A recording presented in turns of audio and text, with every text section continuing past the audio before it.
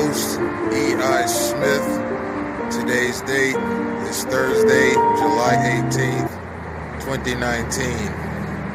The time is 6:01 p.m. I'm in front of the Deerfield Beach Toyota on US 1. I'm about to get some gang stalking caught on camera for you this evening. You're looking for synchronized obstruction of movement, synchronized space crowding, an abundance of public service vehicles, and other general obstructive gang stalking activity. I'm going to make my way south on US 1. Let's go.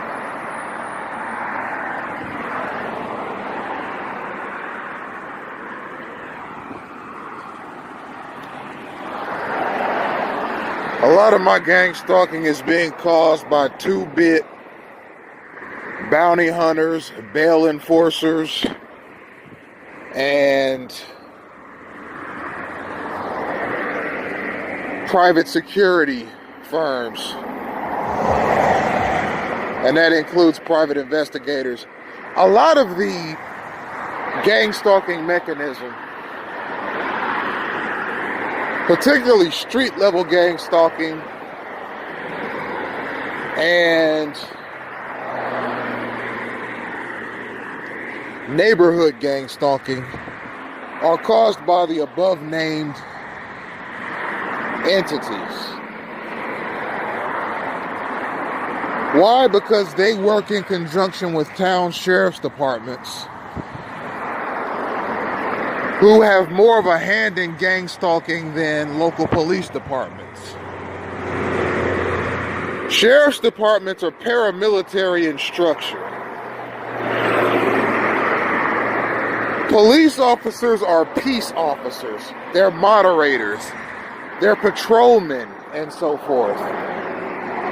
Sheriff's deputies are the action seekers. They're the ones that go after the more dangerous calls. And they're the ones that have the responsibility of catching fugitives, catching people who skip out on bail. For example, they get arrested for something post bail and never go back to court. What happens in those cases is an arrest warrant is issued by the court, and bail enforcers, which are officers that work with sheriff's departments, private security offices, and bounty hunters, to track guys down. And what they do is they track guys down, they arrest them and take them to jail. At that point, bail is revoked and they have to sit in jail until the sentencing for whatever it is they did or didn't do.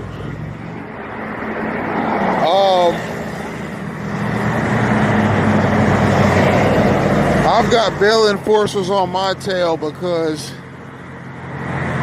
I actually posted bail back in late September. I think it was September 28th of 18, for an egregious crime that I was charged with falsely by the Broward Sheriff's Office, namely a detective, Demos Sharudis. I spoke about Deputy Wellington in last night's video, but he wasn't the one that charged me. It was a sheriff's detective that charged me with unarmed robbery for allegedly stealing iPhones from somebody. But as I've said in previous videos, I have evidence to the contrary. I've sent it in to the judge. I've sent it in to the court. If you go to the Broward County Court's municipal website, you'll see the evidence that I submitted in my own defense. Furthermore, a lot of what's being said about me and about what happened that night is false. Furthermore, I have no criminal record, and that plays into it, because what kind of detective goes out of his way? The case is almost a year old now, to try and hand a 34-year-old man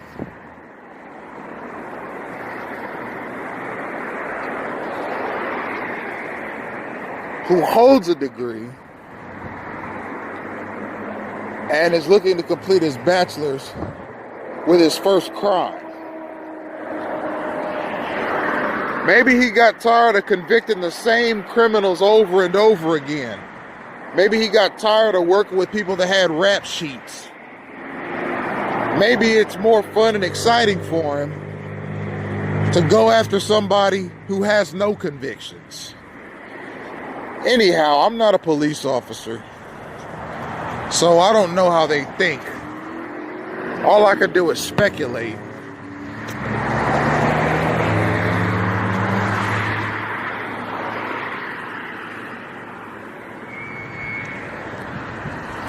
And bail enforcers oftentimes track men who have posted bail, select men. They obviously can't track every inmate that posts bail.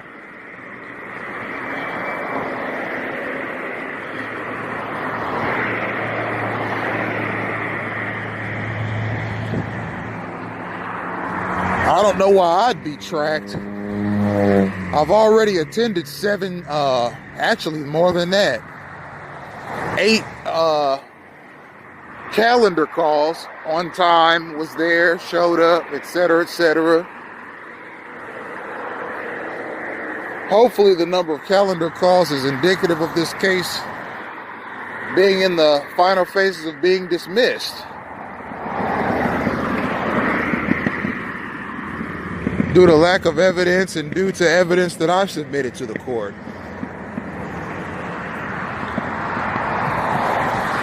So anyhow, I digress. These bail enforcers are deeply rooted in the gang-stalking mechanism. Private security firms, PIs, private investigators, bounty hunters, bail enforcers, sheriff's departments, the Department of Homeland Security, they're all deeply rooted in the gang-stalking mechanism.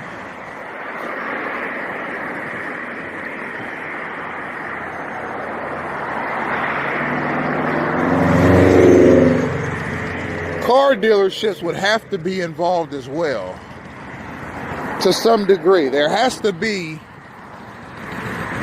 some sort of a road security force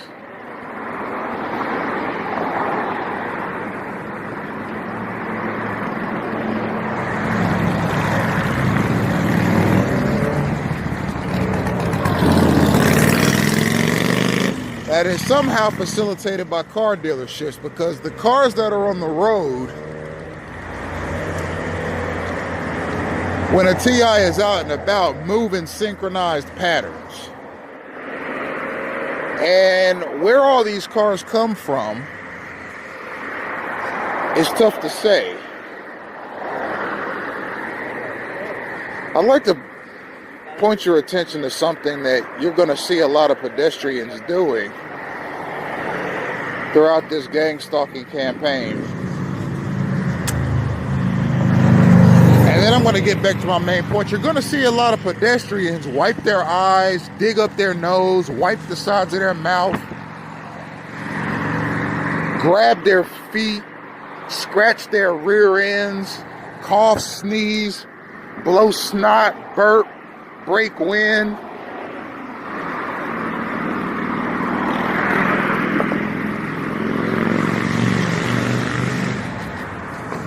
And do a whole lot of gross, disgusting, vulgar, and repulsive things when the targeted individual is near.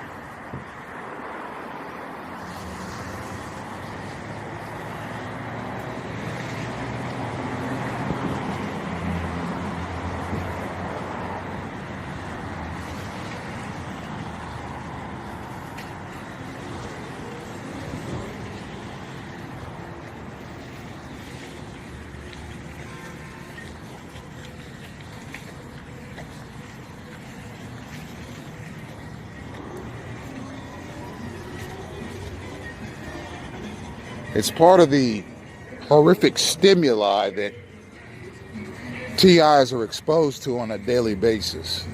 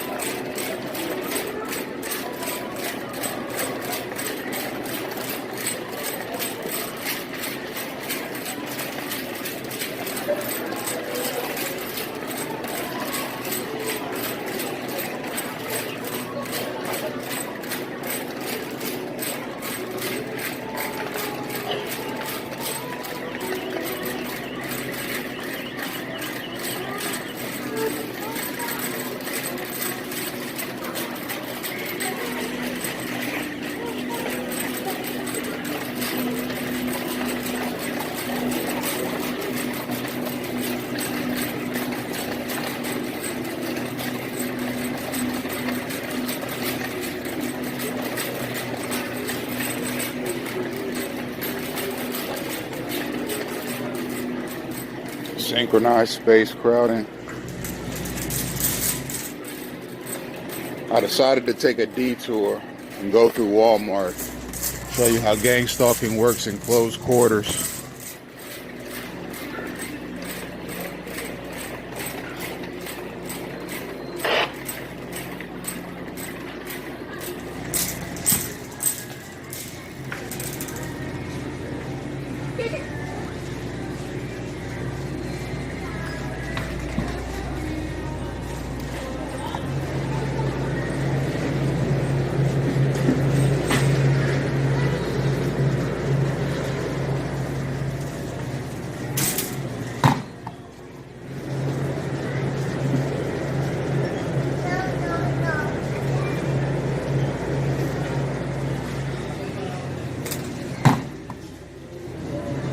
Shoppers synchronize a targeted individual in a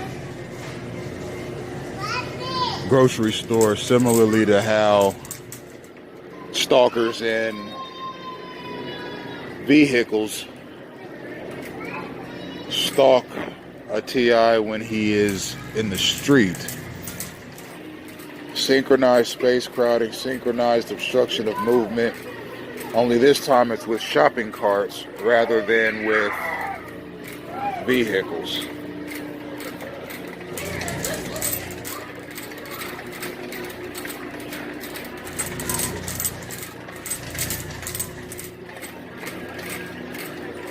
See what I mean?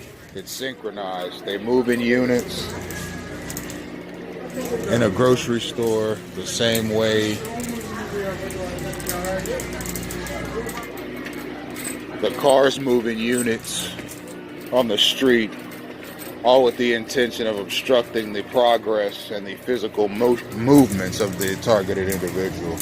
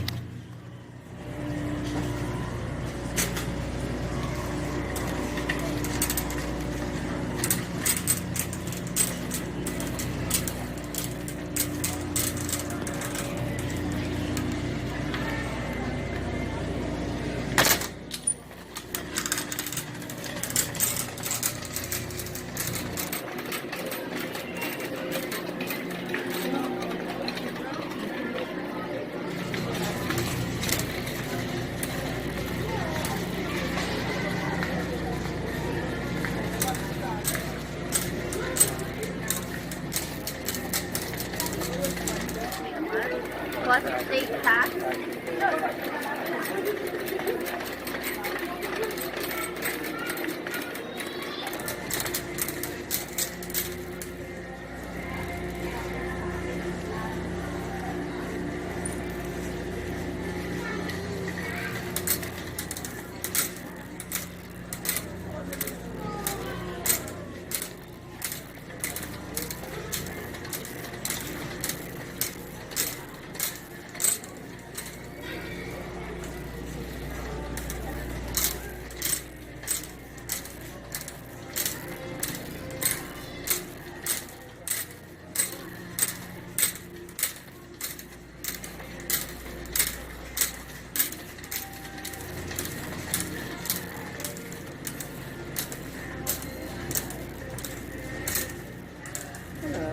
Hi. Good, thanks.